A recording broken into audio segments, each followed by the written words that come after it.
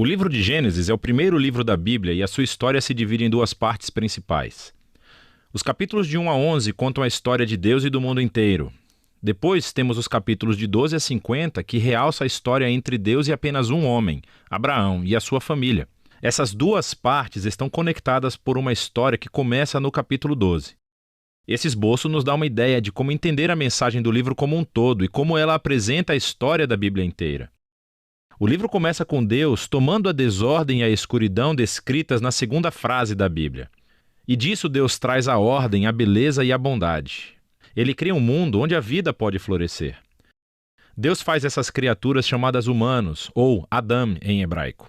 Ele cria os humanos à sua imagem, que está relacionado com o seu papel e o propósito deles no mundo de Deus.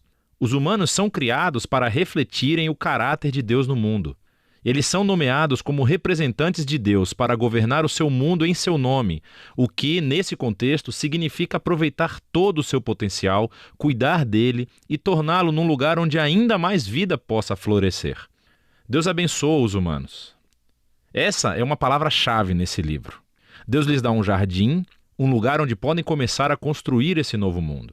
A parte importante é que os humanos têm uma escolha sobre como vão construir esse mundo, representada pela árvore do conhecimento do bem e do mal. Até agora, Deus forneceu e definiu aquilo que é bom e o que não é. Mas agora Deus está dando aos humanos a dignidade e a liberdade de escolher. Será que eles vão confiar na definição de Deus para o bem e o mal? Ou vão buscar autonomia e definir bem e mal por conta própria? É um risco muito grande.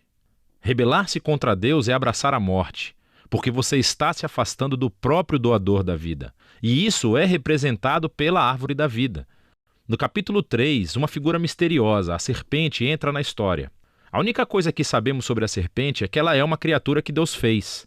Torna-se claro que é uma criatura em rebelião contra Deus. Ela quer levar os humanos à rebelião e à morte. A serpente conta uma história diferente sobre a árvore e a escolha. Ela diz que buscar conhecimento sobre o bem e o mal não trará a morte, mas sim irá garantir a vida e se tornarão como Deus. Agora, isso é uma ironia trágica porque sabemos que os humanos já são como Deus. Foram feitos para refletir a imagem de Deus. Em vez de confiar em Deus, os humanos buscam a própria autonomia. Eles escolhem o conhecimento do bem e do mal para si e, instantaneamente, toda a história fica fora de controle. A primeira perda acontece nas relações humanas. E, de repente, o homem e a mulher entendem o quão são vulneráveis. Eles não podem nem confiar um no outro. Eles fazem roupas e se escondem um do outro.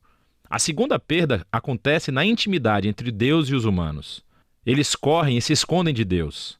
Quando Deus os encontra, eles começam um jogo de culpar um ao outro sobre quem iniciou essa rebelião. E nesse momento a história para.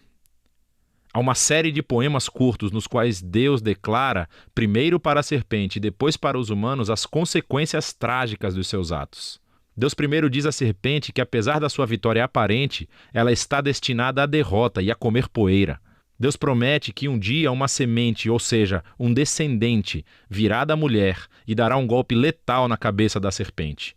O que parece uma ótima notícia, mas essa vitória terá um custo, pois a serpente também dará um golpe letal no calcanhar do descendente, enquanto está sendo esmagada. A promessa desse guerreiro ferido é misteriosa. Mas no fluxo da história até então, você vê isso como um ato de graça de Deus. Os humanos acabaram de se rebelar. E o que Deus faz? Ele promete resgatá-los. Mas isso não elimina as consequências das decisões do ser humano. Deus informa que agora os aspectos da sua vida conjunta, tanto na vida em casa como no trabalho, serão cheios de tristeza e dor por causa da sua rebeldia, o que levará à morte.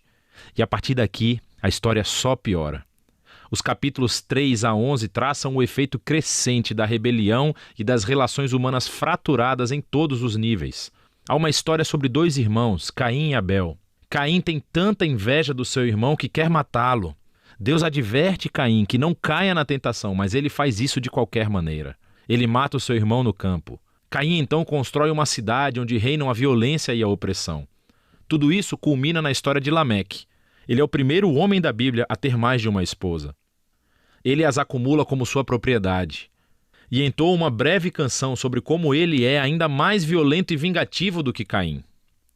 Depois disso, temos uma história estranha sobre os filhos de Deus, que poderia se referir a seres angelicais do mal ou aos antigos reis que alegavam descender dos deuses. Como Lameque, eles adquiriram tantas esposas quanto quiseram e geraram os Nefilim, grandes guerreiros dos tempos antigos. Qualquer que seja a interpretação correta, o ponto principal é que os humanos estão construindo reinos que enchem o mundo de Deus com violência e ainda mais corrupção.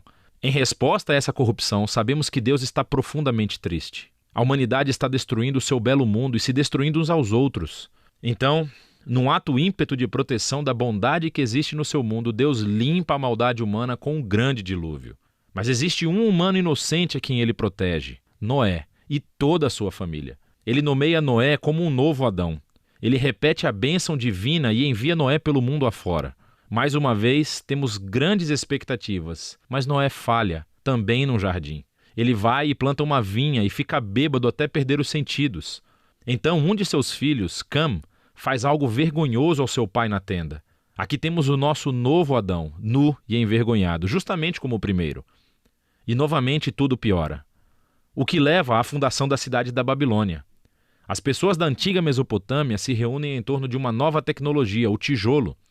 Elas podem construir cidades e torres mais altas, bem mais rápido do que qualquer outro povo. Eles querem construir um novo tipo de torre que chegue até os deuses para tornar os seus nomes famosos.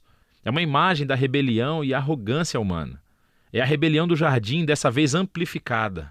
Deus humilha o seu orgulho e os dispersa. Essas são histórias diversas, mas você pode ver que todas exploram o mesmo princípio básico. Deus continua dando aos humanos a chance de fazer a coisa certa com o seu mundo, e os humanos continuam a destruí-lo. Essas histórias afirmam que nós vivemos num mundo bom, que tornamos mal, e escolhemos definir o bem e o mal por conta própria. Todos nós contribuímos para esse mundo de relacionamentos rompidos, levado ao conflito e à violência e, finalmente, à morte. Mas há esperança. Deus prometeu que um dia um descendente viria, o guerreiro ferido, que derrotará a raiz do mal. Apesar da maldade humana, Deus está decidido a abençoar e a salvar o seu povo. Então a grande questão é, claro, o que Deus vai fazer? E a próxima história é o elo onde encontramos a resposta. Mas por enquanto, é disso que tratam os capítulos de 1 a 11 do livro de Gênesis.